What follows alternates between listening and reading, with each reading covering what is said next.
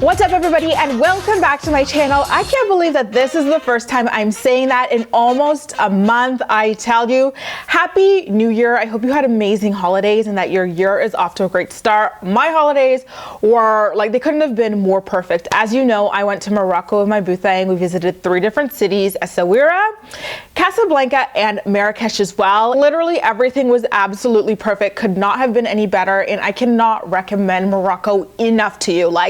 That country has the nicest people like you will ever meet. As you know, the next season of Teen Mom 2, season 9, is going to be starting next week. I'm so happy to have like a week break to really experiment with my channel, talk about other things outside of Teen Mom. I can't believe this is going to be like my 3rd year on here, and I'm still talking about like one show. Like, I really want to expand into talking about different things, general news stories that I love, and I have about a week to do that, and I'm excited to really get the most of it and take advantage of the time.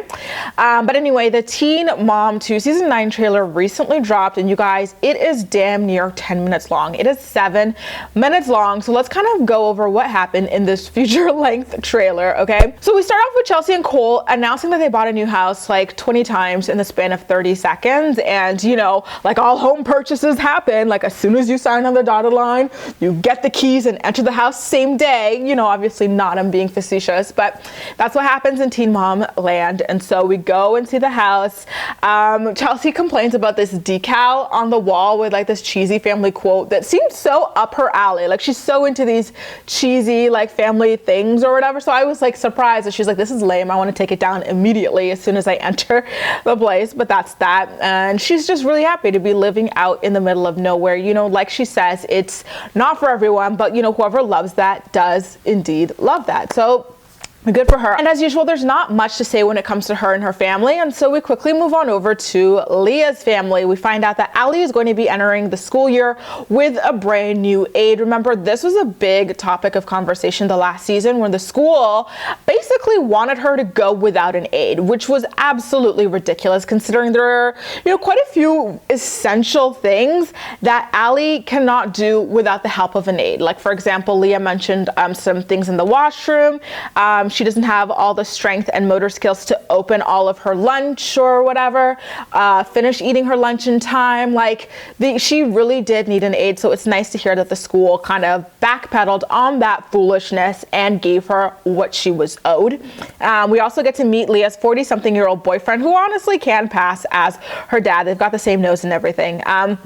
She then takes her perfectly flat stomach to a friend's house to talk about the new relationship, and she lies to her friend about his age.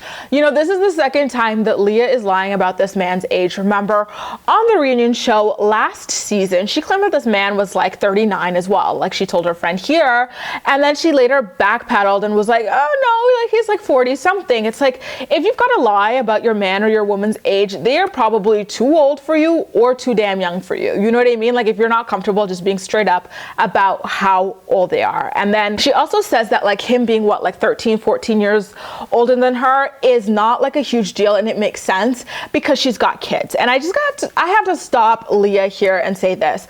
First of all, I do not think that there's anything wrong with dating an older man. I encourage women who are intelligent and successful to date up in age because you don't have that much in common with people like in your own age range, right? But the thing with Leah is she is remedial at best.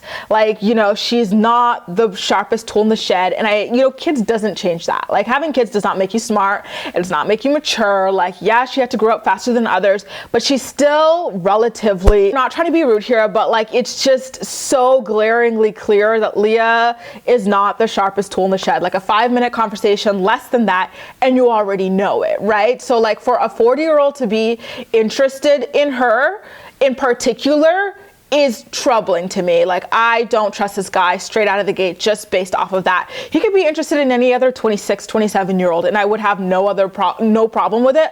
But because it's Leah, and we all know that Leah kind of thinks and speaks on a 10th grade level, it makes me a little bit uncomfortable. Sorry, not sorry. She tells her friend that she had told her baby daddies about Jason before introducing him to the girls just a couple months into their relationship, and that nothing has to be rushed. But this is like the 5th guy guy that she has brought into her twins' lives. And so she should take her own advice and slow down on introducing men to these children. Like, so many men have slept over at their home, and their relationships don't work out, and their relationships are quite short. And it's just so dangerous to be doing that to your children. Remember, her and this guy wound up breaking up after 6 months, and he was introduced to the kids earlier than that, and he had already slept over at the house around her daughters earlier than that. Like, I'm not being I'm not saying this stuff to be like a judgmental asshole, but it's literally dangerous to be doing this kind of thing when you've got young kids, particularly young daughters. And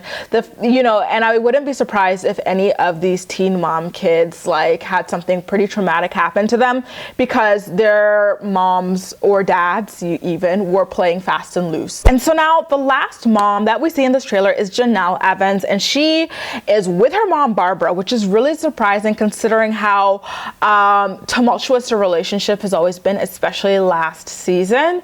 Like, it seemed like they were never going to talk again, right? So she's with her mom, and they're discussing the custody issue with Nathan and how he and his mom withheld Kaiser from going back to Janelle and David's house over finding a bruise, and that they not communicating with Janelle and David about the bruise. Instead, they call the police in every county. They called CPS in every county.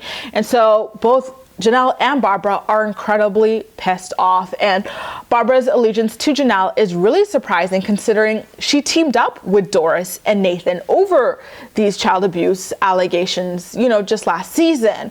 So I'm really excited to see what caused her to do this complete 180. And Janelle, towards the end of the trailer, goes, and people wonder why David acts the way he does. Hold up 1 second. David is very violent, racist, homophobic, transphobic, like every phobic in the book.